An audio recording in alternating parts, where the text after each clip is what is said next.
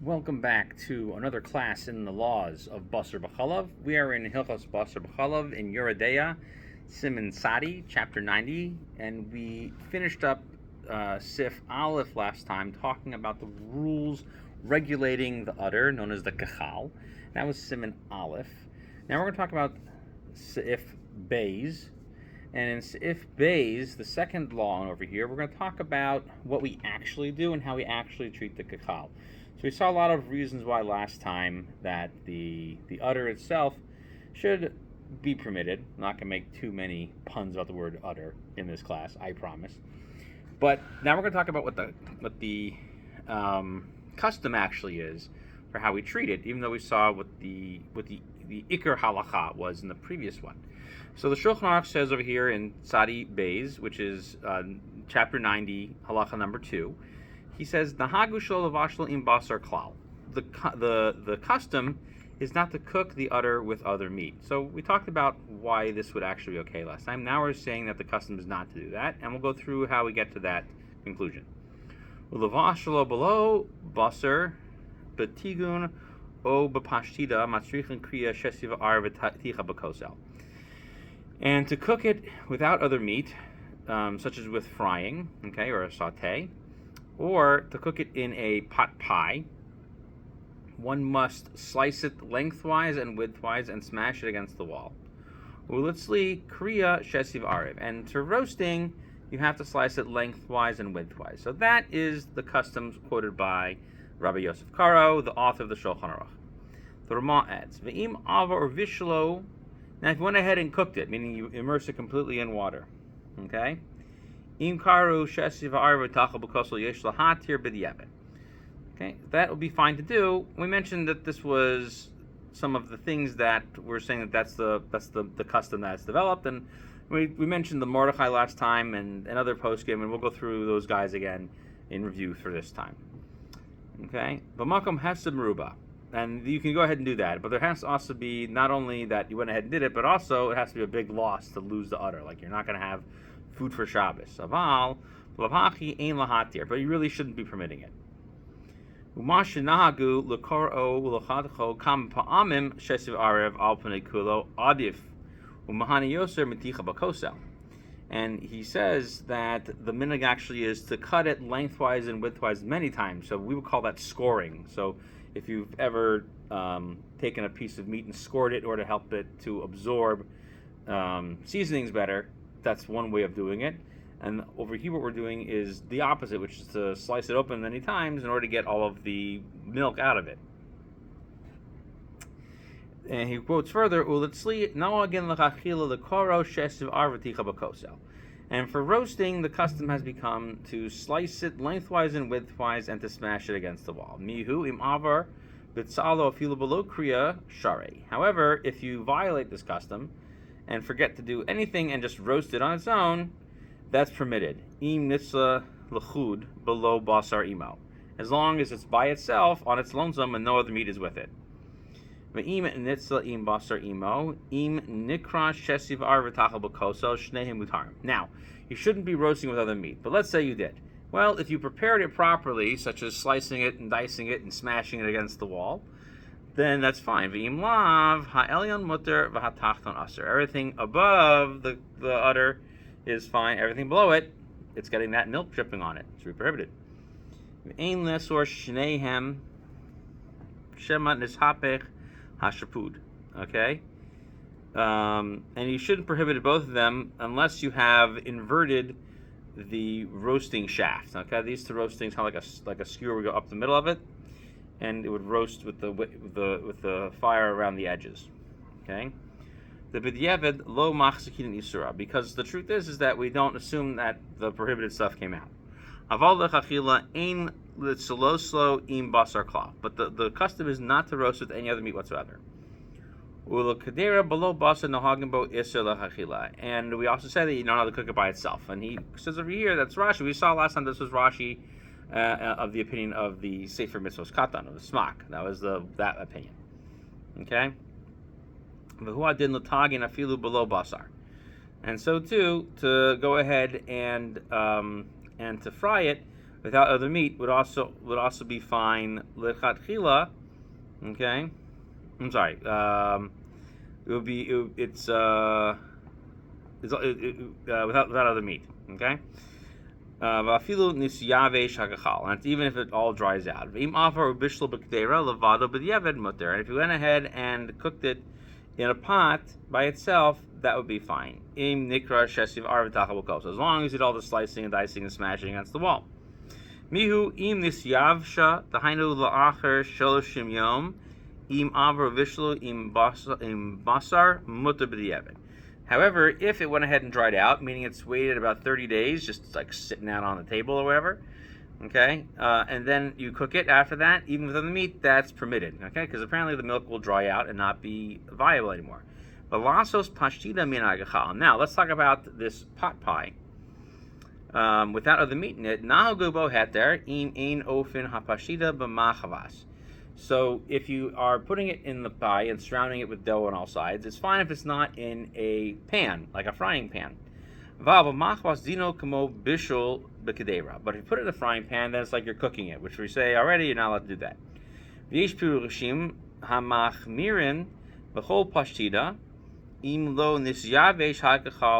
So some people will not even permit putting it into the pot pie unless it's been those 30 days of drying out. He further says, Yesh machmirin shelo la'afos pashtida kechal im shel basar. And there are those who will not allow you to even bake a pot pie with the udder and other meat inside of it, batanur katan, if it's inside of a small oven. Rak yesh lahaniach echad bepi hatanur. One of them has to be sitting at the edge of the oven. B'tov l'hizaher l'chachila. And that's the best thing to be strict for, even though that's only a stringency, all right, as opposed to the customs we mentioned previously. So what's going on here? We just spent quite a bit of time going through the final halacha over here. It sounds like it's exactly the opposite of we spent everything learning in our last session. Yes, so let's go figure out what's going on over here. Okay? So let's first talk about, does the kachal become a piece of treif? Okay, this is a concept known as chaticha nasis nevela. So the worry about the kachal is that there's still milk inside of it after it was shechted, and you want to now eat this part of it, because why have parts of the cow go to waste, right? So that's the basic idea. And over here would be chaticha nasis nevela by this rabbinic prohibition, because for the most part, this is not really full milk, because it hasn't actually come out of the animal. So where does this come from? Well, let's start with the Gemara on Sadi Zayin Amavez. Okay? So we mentioned this brisa last time when we talked about what do most poskim, the Rif, the Rambam, the Reino Tam, and of course Rashi, our star. Rashi is our star opinion over here. So we quoted the Memra from Rav Nachman the following way. So if there's a Gita Nashe, the Gita Nashe is cooked with other meat, you need shishim against it. And the gid itself, the gid anasha, the sciatic nerve, does not count towards the 60. Kachal b'shishim v'kachal mina minyan. If you cook an udder, the udder gets counted for 60 and adds to the 60 times. Beitza shishim v'ein beitza mina minyan. Okay, if you have an egg where there is a partially formed chick inside of it, that is treif, and you need 60 times against it, not to include the volume of the egg with it. But the kachal itself becomes non-kosher thing. And if it falls to another pot, right, it's now another piece of treif. Rav Ashi, when I was in Rav Kahana's yeshiva, we had the following issue. Ki misharinan b'didei misharinan, o b'gmai the nafik minei misharinan. Do we measure, when we say we measure with the kachal, in a minion, right? Are we measuring the volume of the udder, or are we measuring the stuff that comes out of the udder? What do we mean? Pshita de b'didei misharinan. Well, I mean, of course it must be measuring it. Ikam the nafik minei minayadai, or minayadaidan, I should say. How would we know how much comes out of it? Like I can't measure that. Oh, elamiyata Nafal Kedera Chereslo Yasru, Kivan the Amar Rav Yitzhak Berei, the Rav Mesharshia, the Kalatso Aser. Okay, so he says now what we're saying is that if it falls into another pot, it shouldn't aser it, and so therefore Rav Yitzchak Berei, the Rav Mesharshia says Kalatso Aser. The kachal itself has become prohibited. Shav Yoreh Chaticha Navela. Okay, so we've turned it into something not kosher. Rashi explains, why do we do this? Okay,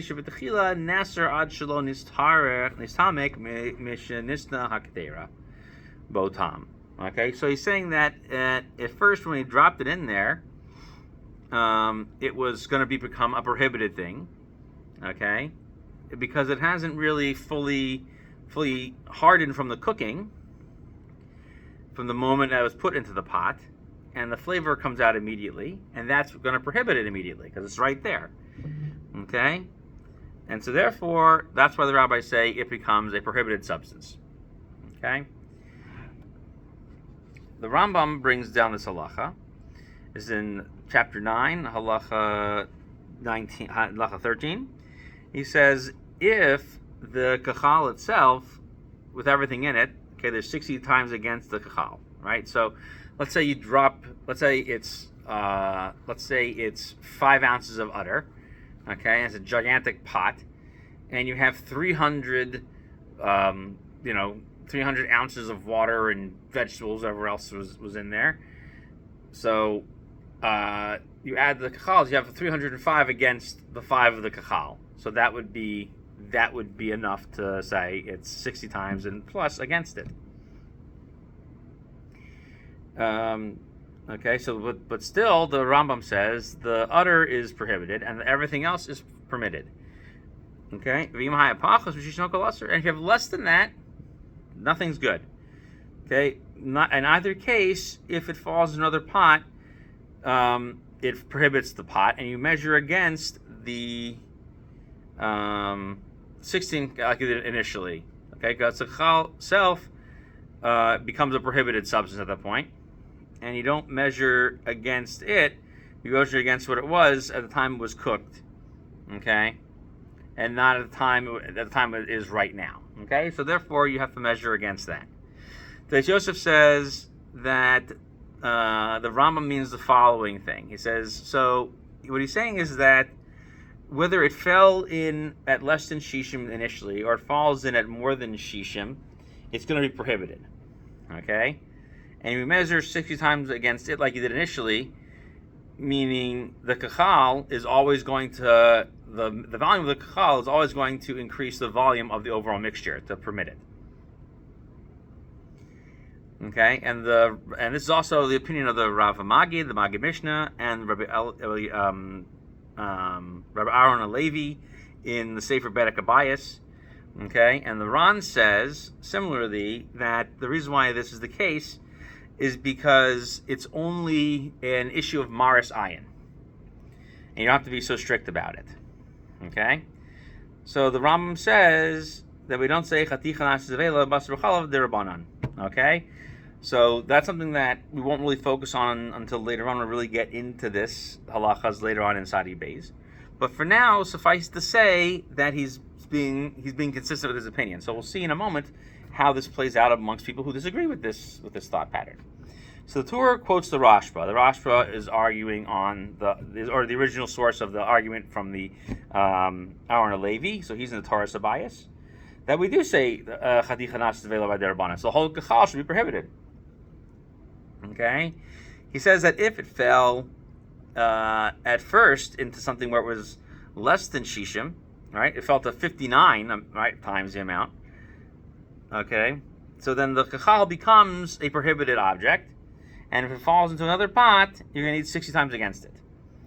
So Beis Yosef says here that the Rashba is saying that it was cooked with other meat, even though there were 60 times against it. We don't say that all of the milk came out of the meat of the meat and permitted the kachal to be permitted afterwards. Really, if it went ahead and fell into another pot, it's going to prohibit it like initially, which means to say that if it fell at first into less than 60, like 59, okay, that the kachal itself is going to become a prohibited item, just like every other basar b'chalav, okay? So if it falls into another pot, you're going to need 60 times against it. So the Beis Yosef is explaining the Rashi's opinion. Okay, so therefore we say over here that there is an important disagreement that goes on between the poskim, which is whether or not we say that just like a regular basar b'chalav, we learned briefly that it's chaticha as v'nasis nevela, that the whole thing becomes permitted and now becomes flipped into a prohibited object. We're going to apply that rule to the kachal as well, according to the Rashba, but according to the Rambam, that's not what the Gemara meant at all. The Bach says over here that the kachal actually does still count to 60 times according to the Rambam, because it's only prohibited by Marasayan. Okay, and he says that there's a problem where the Ran says that it says the first time when it fell in, the 60 times counts it with the udder, and then the second time it can't be less than 59. So this doesn't make sense, okay? Because that wouldn't be a Marasayan prohibition, that would be an Iker Din prohibition, okay? It's like you're saying that they became prohibited. So if it's only Marasayan, then it would, even the second time it falls, then you wouldn't measure against the kachal itself. The Darchi Moshe makes the same point on that Ran, and the Shach echoes that, okay? And the Ramah says, when he says that when it falls into a pot of meat, it doesn't have shishim against it, even with the chal being there, that means that it fell into less than 59 parts, and then the milk that comes out of it is not going to be considered as batal, okay?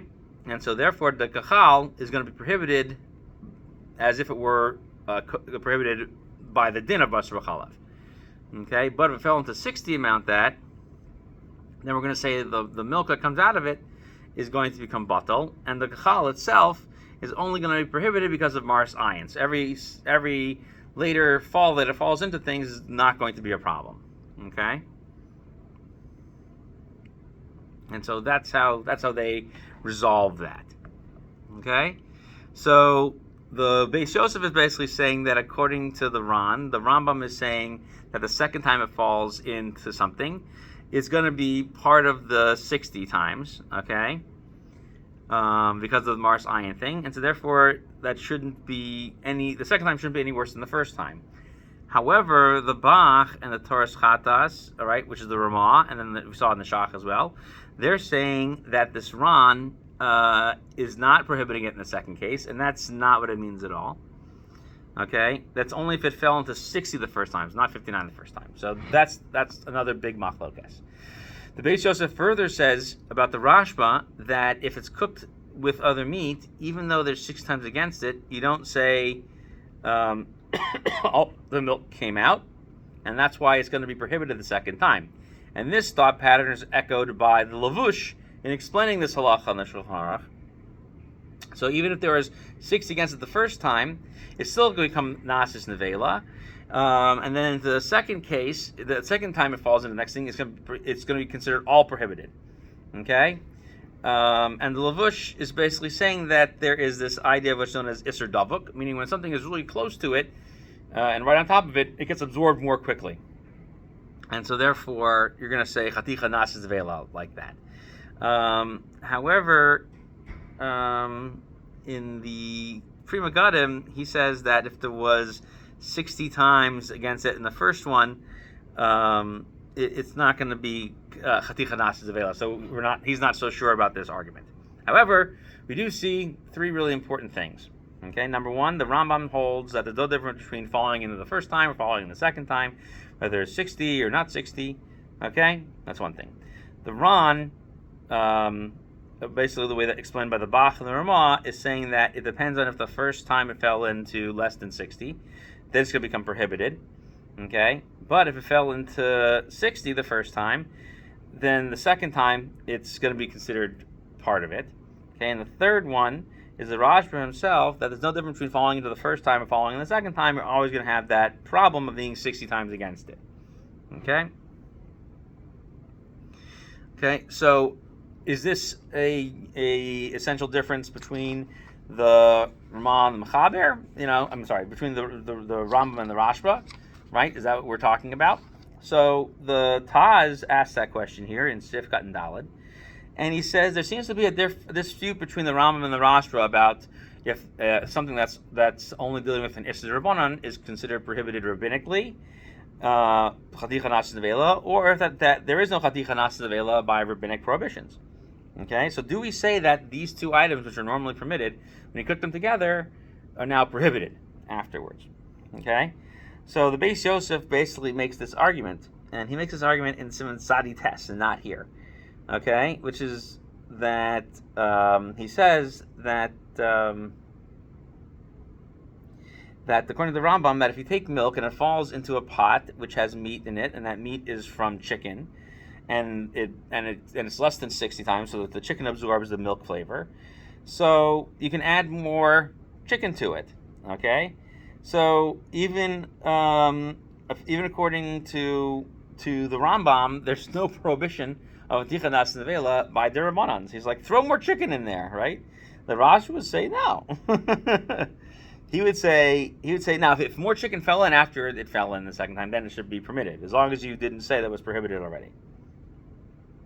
Okay, so that seems to be that case. So the Taz is showing that the Rambam and the Rashba disagree a little bit on Chaticha Nasis Nevela, that the flavor, when it gets absorbed the first time, it absorbs more quickly, and so therefore you cannot look at the item as being permitted on its own, because it should have a rabbinic prohibition attached to it of Chaticha Nasis Nevela, just like it would in every single case of milk and meat being mixed together. Okay, so that's what the Rashba is saying. But the Rambam still holds that there is no prohibition of Chaticha Nasis Nevela, and so therefore, even though there's a rabbinic prohibition against eating milk and meat together d'Rabbanan, if it's in a case where it's cooking, you can throw more chicken in there, and that's fine. Okay? And this is also echoed by the Gra in Sif Katan Yud Beis. Okay? That's the Taz and the Gra. Now, the Rebbe Kiva Eger here, he has a footnote on this Taz, and he says that I don't get it. Okay, he says according to the Mechaber, yeah, that might be the case, but according to the Ramah, where you're going to need 60 times without the Chal, the Ramah holds that all Issur Rabbanan requires Chaticha Nasis Nevela. So he's just pointing out that would be the Taz Shita. So the Rebbe further points out that it's not necessarily the case that they disagree on these two things. Okay. He says that the Mechaber is like the Rambam. Okay. He says that's cooking in a pot, and that's one thing. Okay, and that's the Ramah prohibits it. So it doesn't necessarily because of Chaticha Nasis Nevela, but just because cooking itself is a new din by udders. Okay, and so therefore the here's how Rabbi Kiva Eger explains it. So he's saying that the Mechaber holds that absorbing the milky flavor into the meat of the udder is only prohibited because of its meat. Of Basar b'chalav, okay, but when you cook it with other meat, its milk is going into another thing, and the Ramah says that as long as the milk stays inside of it, it's not going to ask or anything else. But if it comes out of it, then it's really regular milk, and that should be a problem. Okay, when you cook it with other meat, it's going to be a problem, and so more so if you cook it with itself, even without other meat, it's going to prohibit it. Okay, because of the milk that's going to come out through the cooking. Okay, and so therefore, even according to Yosef Karo, the Mechaber, the flavor of the milk that's getting absorbed into it is not going to prohibit the kachal. Okay, and that's why it's not going to go ahead and prohibit other meat afterwards, and not because of Chaticha Nasis Nevela. So he takes a different stance on this altogether. Okay, and so the reason why is because there's nothing in the case of kachal is where one is essentially becoming prohibited mixed together. But the Ramah is saying that no, once the milk comes out and then goes back in, it's going to be a problem. All right, so that's what seems to be different. Okay, and that's just because of how we learn about whether the kachal is going to be added to the minyan of added to the entire volume of the pot or not. Okay.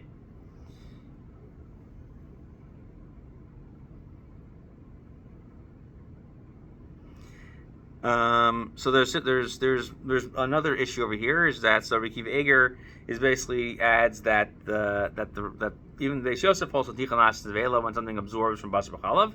Okay, but the Shach, however, notices this. This is all in Siman Kuf Gimel. So the Shach says in Siman Kuf Gimel in 103, and it's number 18. He says that the Mechaber doesn't hold of things absorbing Basar B'chalav as Chatichanas Tvela. And he says that that's not the case. All right? And he says that that's because if you look at chapter 94, number 22, he's very clear that the Mechaber doesn't hold this way. So that's another Machlokes, that's Machlokes Achronim about the opinion of the Mechaber, of whether he says Chatichanas Tvela by these cases. Okay? So that's an interesting thought. Okay? I think there's the Yad Yehuda. If you want to see it over here, he disagrees with this as well. Has a different approach. So really, what it comes down to is that most people seem to be pretty clear about the Rambam and the Rashba. My own thought process is, before we kind of wrap up the Mechaber, is that the Mechaber actually does passing like the Rashba and not like the Rambam. And Rabbi Akiva Eiger kind of ignores that fact.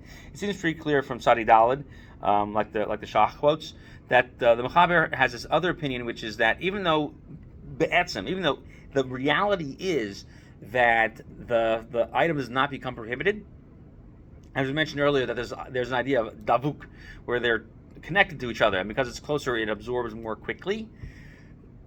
The Beis Yosef essentially agrees with that opinion of the Rashba. Okay, even though the Ikar Halacha is like the Rambam, he essentially agrees with the Rashba, because they're right next to each other. It's like stuck on it right there. It's going to absorb it first, and therefore we should be concerned. And he also argues that it's not going to be sucked out of it completely anyway. So that's how he learns the machlokes between the Rashba and the Rambam. But we will come back to that when we get to Tzadi Dalet. Now, how do the Ramah and the Mechaber paskin in our case? So, the Mechaber, we said, says if there's less than 60, everything's prohibited. However, if it fell into another pot, the kachal, it prohibits it, okay?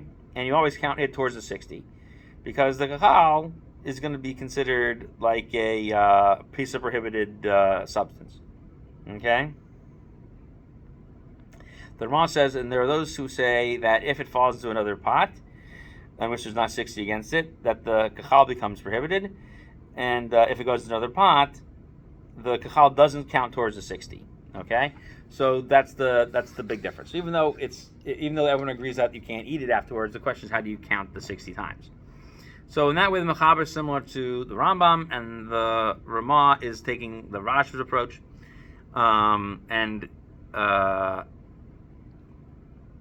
Okay, and so if there's 60 times against it in the first time, it's going to become nevela.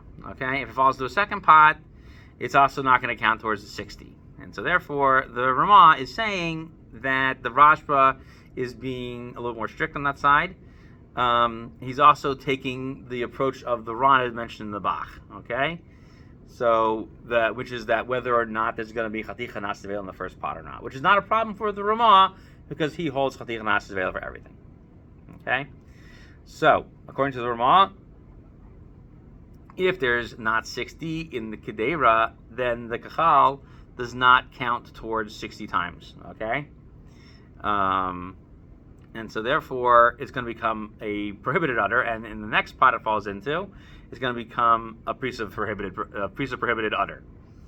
Okay, and if in the first pot it falls into, there is 60 times against it. However, you take the kachal out before it's fully cooked. Okay, so that was what the Ramah was actually adding over there, and we'll come back to that in a second. It's not fully cooked. That was the mitstamek line that I mentioned to you briefly. So you have to be careful that maybe the flavors go back and forth into it. Once it's fully cooked, that's not a problem anymore. So once it's in there and there's 60 against it, you have to wait for it to fully cook. Okay, but there's 60 times against the kachal in the first thing altogether. So therefore, even if you take it out early, there's no problem.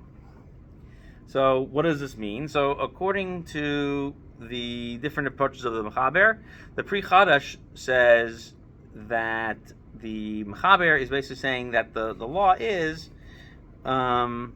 which is we learn in Sadi Beis later on, that we don't say Chaticha Nasas Vela that is rabbinic. So that's the Pri Chadash's approach. And here too, in this case, the chalav shchuta, the milk that's inside of this animal that came as a result of it being shechted now, is not prohibited, okay, by the Torah law, only rabbinic law. Okay, and that's why you're able to count one to the other. The Erech HaShulchan and the Kahal Yehuda, I don't remember who the Kahal Yehuda is, but I made a footnote over here for that. That was nice of me. They say that the Kahal is not Chaticha Nasas Vela, but with other Basar B'chalav is going to be a rabbinic problem. That they argue a similar opinion to that of Rabbi Kiva Eger, even though he's taking the approach of the Rambam for the most part. But in this case, he's saying that you should still be concerned about it, and so he doesn't fully hold like the Rambam. So that's their approach. Okay, so we're not really sure. Okay, now. The Gra is we also mentioned, which is like the Taz. We mentioned that he doesn't hold up Chaticha Nasas Vela by Derabbanan. The Kaf HaChaim says over here that since the Achronim aren't clear about this, so one may go ahead and be lenient in the case of Hesed Meruba or Shas Dachak. Okay, and that's echoed by the Ziv Chesed. The Kaf HaChaim does put a little notation on this, saying that the Chachal by Sfardim they are lenient like the Mechaber. Okay, and the Ziv Chesed says that as well. Okay. The Ziv Chesed also adds actually another note over here, which is that by Derabbanans we would allow you to be super lenient in this case, and the Ben Ish Chaya argues that as well. And Rabbi Yovad Yosef says in the Shut Rabbi Omer, this is in book 1, it's in Yoreh number 8, that you could be really lenient in this case. And the Chacham Sodom says that that's a pshat in the Mechaber as well. So Chacham Sodom is in Klal Nun Aleph. Okay, and so they take out a lenient approach. Now, the Ramah. Okay, so for Ashkenazim, the halakha is going to be like this. The Taz says that the Ramah holds Chaticha Nasas Vela bias to Derabbanan. Okay, that Taz we were mentioning earlier, number 4, which is cut and Dalet. Okay, and again, we won't get to this until we get to Tzadi Dalet and Tzadi Tes, but we need to take it over here. And so therefore, he says that we're going to paskin like this Rashba. Okay, or like that Bach's approach in the Ran, and that's what the Taz is going to say. Okay, so that's what they're going to argue. And let's see, who else argued this way? And the Sefer Kreisi Uplesi and Kreisi Sivkat and Vav also says that that Isser Rabbanan is Chaticha Nasas Vela. The Pri Megadim we mentioned on that Taz doesn't want to say that. He just says that there's a Gezerah in this case. Okay, and so that's something different over here. Okay, and so we're going to say it's different over here because of the Kachal. That's what he argues. Okay. Other people agree with him, like the Imre Vina on the Lavush. He makes this comment as well on the Lavush. So, and we see the Lavush was also saying that the Mechaber himself even leaned toward the Rashba a little bit. However. What they argue is that whether or not you could take the Pri Chadash's leniency and be super lenient, almost like the Sif Kat and Aleph, almost like Seif Aleph. However, the Pri Megadim isn't willing to go that far because it might be against the minhag. Okay, let's see. Is there anybody else who's even more lenient? Not really. Okay, so that's pretty much what it is. So just to kind of summarize this whole thing, we see that the minhag came down to be a little more strict about kachal when cooking with other things. And therefore, we should see over here that there is a bit of a dispute about what the final halacha is. The Mechaber. So Mechaber is focusing on taking the opinion of the Rambam, which is there is no Chaticha Nasas Vela for the most part. The Ramah is a little bit more stringent, but not super stringent. Okay, and I don't want to go too far back, but if you watch the previous class and you look at the stringent opinions like the Smak about Rashi's opinion, this starts to make a little bit more sense. Okay. However, the Lavush seems to argue that the Ramah is taking the approach of the Rashba, And again, it seems to be because of what's known as Isser Davuk, where the stuff is so close, and also because of Chaticha Nas is available by Derabanan a little bit.